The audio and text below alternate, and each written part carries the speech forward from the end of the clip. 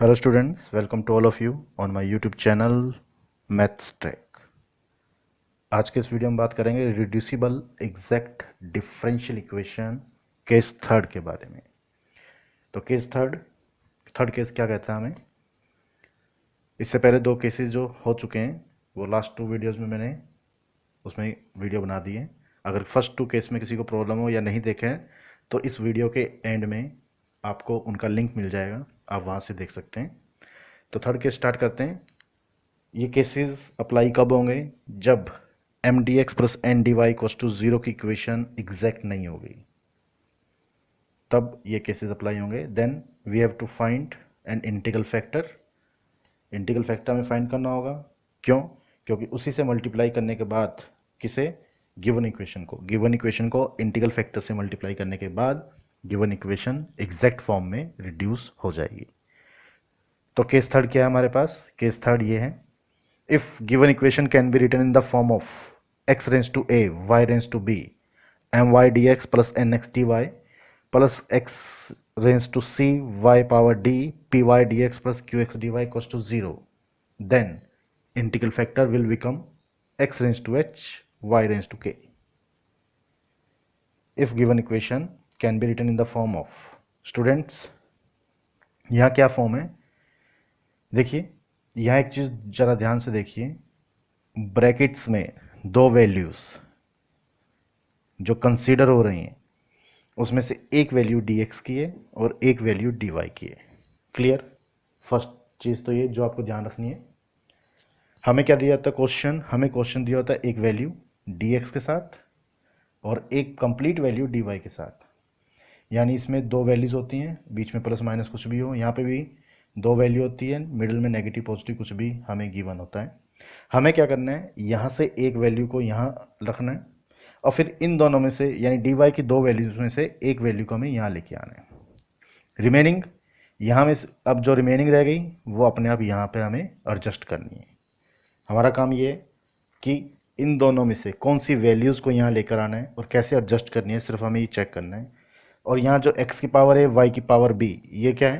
Hair a b m n c d p q h and k are constant. ये सभी constant terms हैं। हमें कुछ इस तरह से एडजस्ट करनी है इस फॉर्म में इक्वेशन को, गिवन इक्वेशन को इस फॉर्म में हमें कुछ इस तरह से एडजस्ट करना है कि dx के साथ y आएगा, dx के साथ y आए और dy के साथ x आए, dx के साथ y आए और dy के साथ x आए। ना तो उसकी डिग्री 1 से कम हो, ना ही मोर देन 1 डिग्री हो। y और x जो भी एग्जिस्ट हो रहे हैं यहाँ पे, उनकी डिग्री ओनली 1 होनी चाहिए, ना तो 1 से कम या ना ही 1 से ज़्यादा। तब हम उसके लिए इंटीग्रल फैक्टर मानेंगे कि x की पावर h y की पावर k, उसके लिए क्या होगा? इंटीग्रल फैक्टर होगा। अब h और k क्या है? कांस्टेंट है जिसको हमने एज्यूम किया है। तो सबसे पहले हमें h और k की वैल्यूज़ को फाइंड आउट करना होगा। जैसे हम h और k की वैल्यूज़ को फाइंड आउट करेंगे तो वो इक्वेशन क्या हो जाएगी? एग्जैक्ट फॉर्म में रिड्यूस हो जाएगी। कैसे करना है हमें? देखो क्वेश्चन देखिए। सबसे पहले देखो क्वेश्चन जो आपके सामने दिया हुआ है, 3y minus 2xy cube d x plus 4x minus 3x square y square d y. अब एग्जाम में सिर्फ यही लिखा होगा, सोल्व द इक्वेशन। अब आपको ये वेरीफाई करना है कि ये कौन से केस पर डिपेंडेंट है। तो डिपेंडेंट कौन सा केस है हम वन बाय वन चेक करते हैं। हमें एग्जाम में नहीं पता कि ये कौन सा केस है, केस 1, केस 2 और केस 3, आई डोंट नो। तो हमें क्या करना है, हमें चेक करना है। सबसे पहले चेक केस नंबर 1। केस 1 क्या कहता है? Case 1 according to case 1 given equation क्या होनी चाहिए? Should be in homogeneous form. Given equation should be in homogeneous form according to case first. क्या ये होमोजीनियस है? No, this is not a homogeneous equation. क्यों? क्योंकि इसकी डिग्री जो है इक्वल नहीं है। देखो यहाँ पे डिग्री कितनी है? 1 डिग्री है और यहाँ कितनी आ गई? 4, 3 एंड 1, अगेन 1 एंड 4। तो मिसमैच डिग्री, सो दैट क्या है ये? होमोजीनियस फॉर्म नहीं है। तो केस 1 हमारा यहाँ से क्या होता है? ख़त्म होता है। केस 1 हम अप्लाई नहीं करेंगे। केस सेकंड में हमने क्या किया था? केस सेकंड में हमने किया था, अगर फर्स्ट टर्म में से y कॉमन आ जाए तो y तो कॉमन आ रहा है इसमें, y कॉमन आ रहा है, बट जो रिमेनिंग फंक्शन बचेगा y कॉमन लेने के बाद वो x और y का मल्टीपल होगा। यहां से जब y कॉमन आ गया तो यह क्या रिमेनिंग रहा, एक्स वाई स्क्वेयर। एक्स और वाई का मल्टीपल होना चाहिए, यानी कि इन दोनों की डिग्री सेम होनी चाहिए। या तो अगर x होगा तो x की डिग्री 1 है तो y की डिग्री भी 1 होगी, x की डिग्री 2 है तो y की डिग्री भी 2 रहेगी, x 3 है तो y भी 3 रहेगा। बट x वाई स्क्वेयर है तो ये केस यहाँ अप्लाई नहीं होगा, केस सेकंड। ठीक है, तो केस थर्ड हमें क्या कहता है, अगर हम इस इक्वेशन को इस फॉर्म में अगर रिड्यूस कर सकें तब हमारा ये केस अप्लाई हो जाएगा। अब देखिए, इस इक्वेशन को, गिवन इक्वेशन को इस फॉर्म में रिड्यूस करने के लिए हमें क्या करना होगा, हमें इन दोनों में से एक एक वैल्यूज़ को सिलेक्ट करना है, क्योंकि ब्रैकेट जो हमारे पास है, जो हमारे पास फार्मूला है स्टैंडर्ड फॉर्म, इसमें जो हमें रिप्लेस करना है उसके अकॉर्डिंग देखो इस ब्रैकेट में दो वैल्यू एग्जिस्ट कर रही है, उन दोनों में से एक dx और एक dy है। तो हमें क्या करना होगा, इस एक वैल्यू यहाँ से dx की और एक वैल्यू यहाँ से dy की हमें क्या है, एक साथ लेनी है। अब हमें सिर्फ यही देखना है कि इन दोनों में से कौन कौन सी एक वैल्यू जो है वो यहाँ एग्जिस्ट करेगी। तो देखो ज़रा, हमें क्या चाहिए, y की डिग्री 1 उसके साथ dx और x की डिग्री 1 उसके साथ dy। तो क्या y की डिग्री 1 ये है जिसके साथ dx है, और यहाँ x की डिग्री 1 है जिसके साथ dy है ऐसा कुछ। तो हम क्या करते हैं, इन दोनों को हम एक साथ यहाँ पुट कर सकते हैं, क्या लिख सकते हैं, 3y dx plus 4x dy। आगे हमारे पास एक टर्म, अब जो रिमेनिंग रह गई क्या रहेगा, माइनस का 2x वाई क्यूब dx और प्लस का 3x square y square dy। ये जो रिमेनिंग है ये अपने आप एडजस्ट हो जाएंगे इस फॉर्म में, हमें कुछ नहीं करना, अपने आप हो जाएंगे। देख लीजिए कैसे। अच्छा, सबसे पहले हमें क्या करना होगा, हमें क्या पता कि एग्जैक्ट है नहीं, तो हमें सबसे पहले इसकी एग्जैक्टनेस को चेक करना है। ये इंडिकल फैक्टर तो हम बाद में यूज़ करेंगे, तो सबसे पहले तो हम एग्जैक्ट वैल्यू चेक करते हैं क्या ये एग्जैक्ट है या नहीं। तो m और n हमारे पास है, dx coefficient of dx will be m and coefficient of dy will be n। Now we have to check the condition of exactness. तो del m upon del Y and del n upon del x, ये हमें find out करने। तो del m upon del Y, m differentiate partially with respect to y is 3 minus 6xy square, and n differentiate partially with respect to x, so that 4 minus 6xy square, that is del m upon del y is not equals to del n upon del x। तो हमें ये confirm हो गया कि ये exact equation नहीं है। अब हमें क्या करना है, गिवन इक्वेशन को, इस गिवन इक्वेशन को इस फॉर्म में रिड्यूस करके देखना है क्या रिड्यूस हो रही है या नहीं। अगर हो रही है तो हम इंटीग्रल फैक्टर लेके चलेंगे ये। तो चेक कर लेते हैं, गिवन इक्वेशन ये गिवन इक्वेशन। अब इसको इस फॉर्म में रिड्यूस कर दिया, देखो कैसे, 3y dx एक टर्म्स आ गई यहाँ से, एक टर्म्स आ गई 4x dy जो यहाँ हमने फाइंड कर दी। अब इन दोनों टर्म्स में से नेगेटिव कॉमन ले लेते हैं हम, ये नेगेटिव कॉमन आ गया। इसके साथ क्या आएगा, ब्रैकेट में क्या आएगा, ब्रैकेट में आ जाएगा 2xy क्यूब dx और प्लस नेगेटिव आर कॉमन लेने के बाद 3x square y square dy, ये टर्म्स आएगी।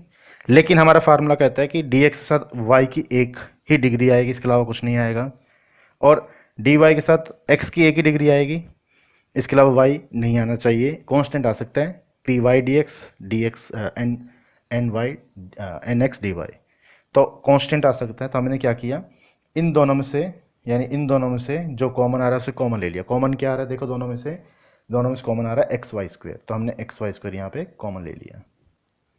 तो एक्स वाई स्क्वायर कॉमन आ गया, रिमेनिंग टर्म्स ये बच गई। अब यहाँ तो देखो सी और डी की वैल्यू क्या, एक्स की पावर सी वाई की पावर डी, तो एक्स की पावर सी वाई की पावर डी, इसका तो सी कितना है 1 और डी कितना है 2। लेकिन यहाँ एक्स की पावर ए और वाई की पावर बी होना चाहिए, तो हम उसे लिख सकते हैं एक्स की पावर 0 वाई की पावर 0। 1 है, 1 को हम लिख सकते हैं एक्स की पावर 0 वाई की पावर 0, एक ही बात है। तो क्या ये स्टैंडर्ड फॉर्म में हमने रिड्यूस कर लिया, जैसे कि हमारी स्टैंडर्ड फॉर्म थी क्या थी, एक्स की पावर है वाई की power b, m y d x, m की जगह 3 है, y d x plus n x d y, n की जगह 4 आ गया, एन एक्स डी वाई, फिर माइनस या प्लस कुछ भी हो, एक्स की पावर सी वाई की पावर डी, एक्स की पावर सी दैट इज 1 और वाई की power d 2, then p y d x, p is 2 and Q x d y, q is 3, तो इजीली उसी फॉर्म में रिड्यूस हो गई। तब हम क्या लेके चलेंगे, then integral factor let, then integral factor क्या होगा इसके लिए, एक्स की पावर एच वाई की पावर के। अब हमें ये मालूम है इंटीग्रल फैक्टर जो भी है उसको हम गिवन इक्वेशन से मल्टीप्लाई करते हैं। क्यों करते हैं, क्योंकि उसको हमें रिड्यूस करना होता है एग्जैक्ट फॉर्म में। ये रिड्यूस तभी होगा जब हम गिवन इक्वेशन से उसको मल्टीप्लाई करेंगे। तो multiply integral factor with the given equation, तो मल्टीप्लाई कर देते हैं। पहले तो दोनों के मल्टीप्लिकेशन में हमने शो कर दिया, एक्स की पावर एच वाई की power k 3y minus 2xy cube, फिर प्लस एक्स की पावर एच वाई की power k 4x minus 3x square y square. Now x की पावर एच वाई की पावर के का 3y से भी मल्टीप्लाई होगा और एक्स की पावर एच वाई की पावर के का 2xy से क्यूब से भी मल्टीप्लाई करेंगे, इंटरनली मल्टीप्लिकेशन भी होगा। यहाँ पे भी as it is internal multiplication होगा।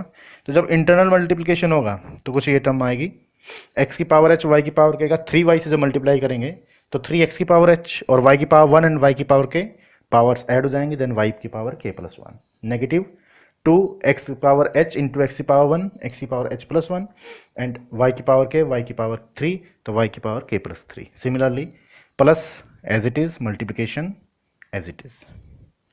अब हमें ये मालूम है कि गिवन इक्वेशन से इंटीग्रल फैक्टर जैसे ही मल्टीप्लाई होता है तो वो इक्वेशन क्या हो जाती है, एग्जैक्ट फॉर्म में रिड्यूस हो जाती है। लेकिन हम यहाँ कहेंगे let equation number 2 be an exact differential equation. Let क्यों लगाया है, हम यहाँ श्योर नहीं है। लेट इसलिए लगाया है क्योंकि एच और के अभी तक हमारे लिए अननोन है। जब हम एच और के की वैल्यूज़ को फाइंड आउट कर लेंगे तब हम श्योर हो जाएंगे कि हाँ ये इक्वेशन एग्जैक्ट है। तो हमें क्या करना होगा, देखो एच और के की वैल्यूज़ को फाइंड करने के लिए क्या करना है, इक्वेशन नंबर 2 को हम एज्यूम कर लेते हैं। Let equation number 2 be an exact differential equation, then it will be satisfy the following condition. कौन सी कंडीशन, अगर कोई भी इक्वेशन एग्जैक्ट होगी तो वो इस कंडीशन को जरूर सेटिस्फाई करेगी, del m upon del y equals to del n upon del x. Clear. अब इस एक कंडीशन में हम वैल्यूज पुट कर देते हैं। ये हमारे पास m है, multiplication of dx will be m and multiplication of dy will be n। Now multiply m with respect to y and differentiate n partially with respect to x, differentiate m partially with respect to y and differentiate partially of n with respect to x। हम values put कर देते हैं। तो देखो जरा, partial differentiation, जब इस complete का y के रिस्पेक्ट पार्शियल डिफरेंशिएशन करेंगे तो 3x की power h constant as it is, y की पावर k प्लस 1 का डिफरेंशिएशन k प्लस 1 y की पावर k, तो ये आ गया k प्लस 1 y की पावर k। सिमिलरली 2x की power h plus 1 constant for y के लिए 2 और x कॉन्स्टेंट है, और y की पावर k प्लस 3 का डिफरेंशिएशन k प्लस 3 y की power k plus 2 equals to ये कंडीशन का इक्वल आ गया यहाँ पे। Then del n upon del x इस कंप्लीट का x के रिस्पेक्ट पार्शियल डेरिवेटिव, तो 4 और y constant, 4 as it is, y की power k as it is, x की पावर h प्लस 1 का x respect partial derivative h plus 1 x की power h। Similarly minus 3 y की power k plus 2 as it is, x की power h plus 2 का partial derivative with respect to x is h plus 2 x range to h plus 1। Clear. अब student यहाँ तक हमने जितना भी काम कर लिया इसको चेक कर लेते हैं कि ये सही है या नहीं, और क्या आइडेंटिटी है हमारी यहाँ पे चेक करने की कि जो भी काम हमने अभी तक यहाँ तक कर लिया है वो सही है या नहीं। चेक करो जरा, जो x और y की डिग्रीज लेफ्ट हैंड साइड में हमारे पास है वही सेम राइट हैंड साइड में भी मिलेंगी, आपको मिल रही हैं। x की पावर h y की पावर के इक्वल में भी है। हाँ, ये जरूरी नहीं है कि यहाँ पहली टर्म में है तो यहाँ पहली टर्म में मिले, हो सकता है दूसरी टर्म में भी मिले, लेकिन मिलेंगी जरूर। और वैसे ही ये वैल्यू भी सेम मिल रही है, x की पावर h प्लस 1 y की पावर k प्लस 2 की भी सेम है, x की पावर h प्लस 1 y की power k plus 2। Degrees of x and y should be same on both of side. This is the identity to check our question is right or wrong. Okay, if match the values, if match the degrees of x and y, then that means our question is right, we are on the right track. Okay, तो x की power h y की power k same है दोनों तरफ, इसका मतलब हमारा जो क्वेश्चन हमने यहाँ तक किया है वो सेम है।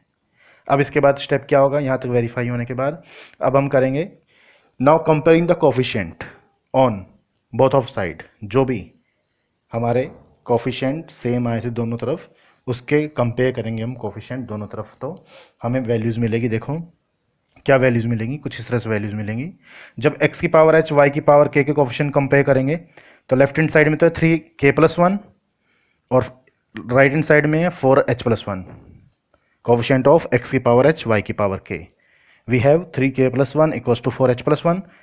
इन दोनों को जब सोल्व किया तो 3k 4h इक्वल में लेफ्ट हैंड साइड की ओर आकर नेगेटिव हो जाएगा, फिर +3 इक्वल में जाकर के माइनस हो जाएगा और इक्वल में क्या है 4, तो 4 - 3 1। Similarly, now comparing the coefficient of x raised to h+1, y raised to k+2 on both of side, we get -2k+3 equals to -3h+2। Negative से नेगेटिव कैंसिल आउट हो जाएगा। Now 2k - 3h, 2k as it is, 3h equal से left hand side की ओर आएगा तो -3h, फिर यहाँ क्या आएगा प्लस का 6 और इक्वल में भी 6, जो कैंसिल आउट हो जाएंगे तो 0। क्लियर। अब इन दोनों इक्वेशन को सोल्व करके हमें h और k की वैल्यूज को फाइंड आउट करना है, जो कि हम करते आ रहे हैं। Now find the values of h and k from both of equation. We get h equals to 2 and k equals to 3। अब h और k की वैल्यूज हमारे पास आ गई। हम इस h और k की वैल्यूज को कहाँ पुट करेंगे, इक्वेशन नंबर 2 में। Now put the value of h and k in equation number 2। तो h और k की वैल्यू इक्वेशन नंबर 2 में हम रिप्लेस कर देते हैं, तो ये इक्वेशन कुछ इस तरह से बन जाएगी। जहाँ पे भी h है वहाँ हमने 2 और जहाँ पे भी k है वहाँ 3 पुट कर दिया, तो equation number 2 reduce into the form of equation number 3। अब जो इक्वेशन नंबर 3 है, this is we can say surely equation number 3 be an exact differential equation. क्यों? Because we have the values of h and k। So we can say surely equation number 3 be an exact differential equation. अगर कोई doubt है तो आप इसको find कर सकते हो। क्या कर सकते हो, m का y के रिस्पेक्ट पार्शियल डेरिवेटिव, ये वैल्यू m है और ये वैल्यू n है, और n का x के रिस्पेक्ट पार्शियल डेरिवेटिव फाइंड कर लेना, इक्वल आएगा। और आपको एग्जाम में शो नहीं करना है इनका, आपको डायरेक्ट लिखना है। अगर आप भी श्योर हैं तो आपको डायरेक्ट लिखना है equation number 3 be an exact differential equation. और अगर कोई भी इक्वेशन एग्जैक्ट हो जाती है तो उसका सोल्यूशन क्या होगा। So the further solution can be found by this the formula after exact condition. Exact होने के बाद की जो कंडीशन हमारे उसके लिए फार्मूला जो है सोल्व करने के लिए वो ये है, integration of m by constant dx plus integration of n without terms of x dy equals to c। Now complete value integration होगा लेकिन remaining y constant.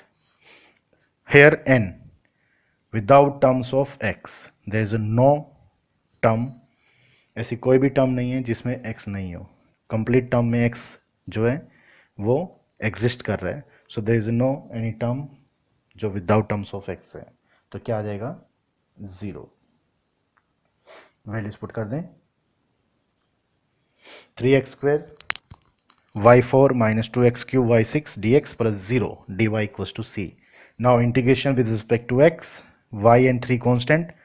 So x² integration x³ by 3, 3 to 3 cancel, x³ y4 minus x³ integration x की power 4 upon 4, तो 2 by 4 that is 1 by 2 x की power 4 y की power 6 plus 0 integration 0 equals to c. This is the final solution. तो student आज के इस video में एक ही क्वेश्चन मैंने करवाया है। इसी केस पर नेक्स्ट वीडियो जिसमें 2-3 क्वेश्चन और सॉल्व करवाने की कोशिश करूंगा मैं। अगर कोई डाउट है तो लिख भेजिएगा, इसमें कमेंट बॉक्स में लिख देना। अगर किसी भी स्टेप में अगर कोई भी डाउट आपको लग रहा है तो कमेंट बॉक्स में लिखना। मेरी पूरी कोशिश रहेगी, I will try my best to solve your queries, your doubts. Thank you. नई वीडियो के साथ मिलेंगे इसी केस के कुछ और क्वेश्चन के बारे में। Thank you very much.